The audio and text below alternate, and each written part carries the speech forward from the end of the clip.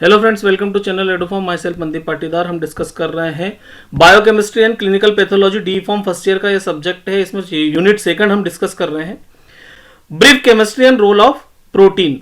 इसमें हमारा पार्ट 5 है। आज बात करेंगे हम स्ट्रक्चर ऑफ प्रोटीन की। स्ट्रक्चर ऑफ प्रोटीन की यदि बात करते हैं हम, तो अभी तक जो डिस्कशन हुआ है वो definition, composition of protein, role and function of protein, property of protein, classification of protein और अमीनो एसिड, पॉलीपेप्टाइड्स और अमीनो एसिड में हम amino acid, classification of amino acid, structure of amino acid, property of amino acid और polypeptides यहां तक पढ़ चुके हैं। आज हम डिस्कस करेंगे प्रोटीन पार्ट में स्ट्रक्चर ऑफ प्रोटीन का। जो पुराने वीडियो है उनका लिंक मैं इस वीडियो के डिस्क्रिप्शन बॉक्स में डाल दूंगा, ताकि आप वहां जाकर पुराने वीडियो देख सकते हैं। आप में से जो चैनल पे पहली बार आए हैं वो चैनल को लाइक करें और सब्सक्राइब करें, बेल नोटिफिकेशन पर प्रेस करके ऑल पर क्लिक करें, ताकि मेरे अगले आने वाले वीडियो आप तक पहुंच सके। यदि हम बात करते हैं प्रोटीन की, हम ऑलरेडी डिस्कस कर चुके हैं कि प्रोटीन क्या है। आप पिछले वीडियो में जाके देख सकते हैं कि proteins are high molecular weight polypeptides containing alpha amino acids joined together by peptide linkage.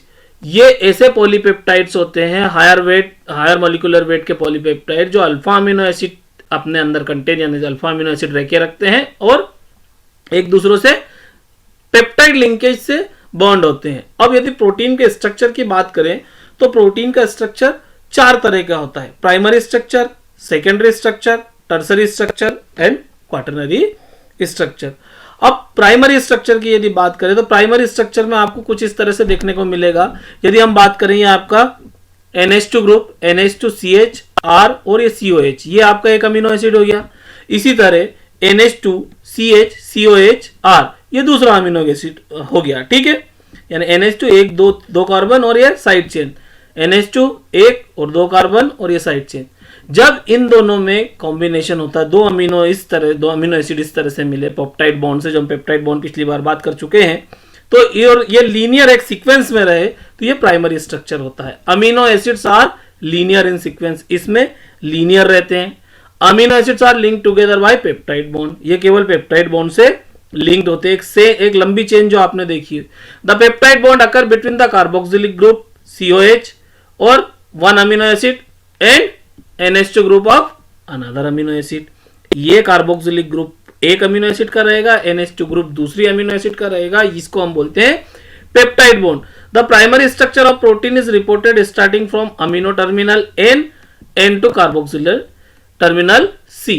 कहां पर? N से चालू हुआ और C पे खत्म हुआ। ये आपका होता है प्राइमरी स्ट्रक्चर। इस तरह से लीनियर सीक्वेंस में प्राइमरी स्ट्रक्चर रहेगा। In each protein the sequence of amino acid is fix.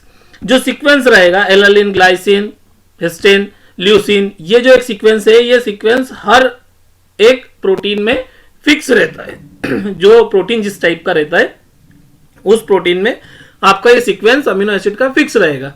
यदि ये सीक्वेंस चेंज हो जाता है या कम ज्यादा नंबर में हो जाता है, जो फंक्शन होता है प्रोटीन का वो स्लाइटली चेंज हो जाएगा या कंप्लीटली प्रोटीन चेंज हो जाएगा। यदि हम बात करते हैं, ये एक आपका अमीनो एसिड है, इसमें एलानिन, ग्लाइसिन, हिस्टीन और ल्यूसीन है।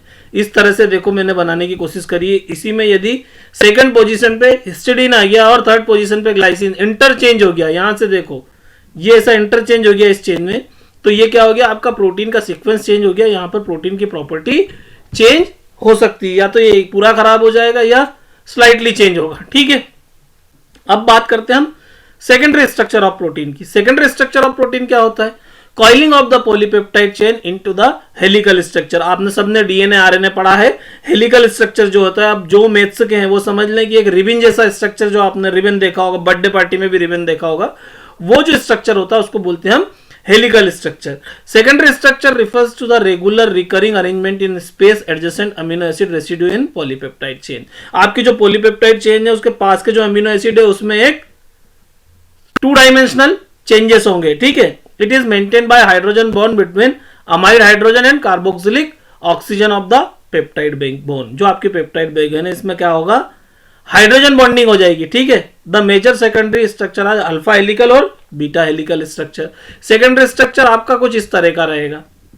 ये अमीनो एसिड है, ये अमीनो एसिड है, ये अमीनो एसिड है, ये एक रिबन तरह का, रिबन के जैसा रहेगा। ठीक है, 2 डायमेंशनल रहेगा। पर यदि हम बात करते हैं टर्शरी स्ट्रक्चर की, तो टर्सरी स्ट्रक्चर में क्या होगा, it is an 3 dimensional structure of protein.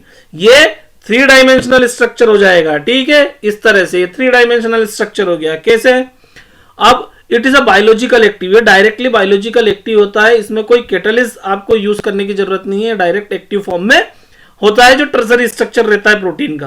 Protein is the in this conformation is called native protein. ये इसको इस कन्फर्मेशन यानी कि टर्सरी स्ट्रक्चर का जो प्रोटीन होता है उसको हम नेटिव प्रोटीन कहते हैं। जो नेटिव प्रोटीन होते हैं वो ऐसे कुछ एंजाइम जो डीनेचर कर देते हैं प्रोटीन को, उससे डीनेचर नहीं होते हैं, ठीक है।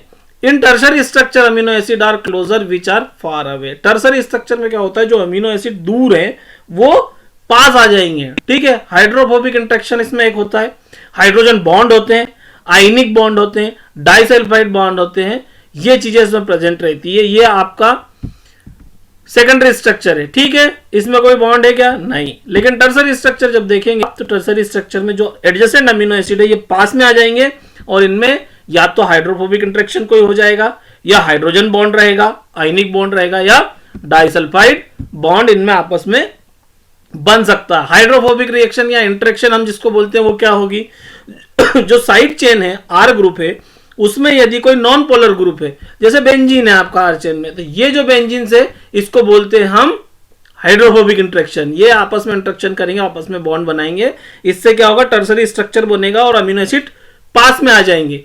आयनिक बॉन्ड बन जाएगा, एसिडिक और बेसिक जो भी रहते हैं, जैसे ये NH पॉजिटिव COA नेगेटिव, ये एसिक, ये आपका क्या हो गया, आयनिक बॉन्ड बन गया। तो इस तरह से आयनिक बॉन्ड बन सकता है। इसी तरह यदि हम बात करें हाइड्रोजन बॉन्ड, तो ये आपका अल्कोहल लगा बेंजीन में OH, ठीक है, ये फिनॉल कोई ग्रुप है आपका।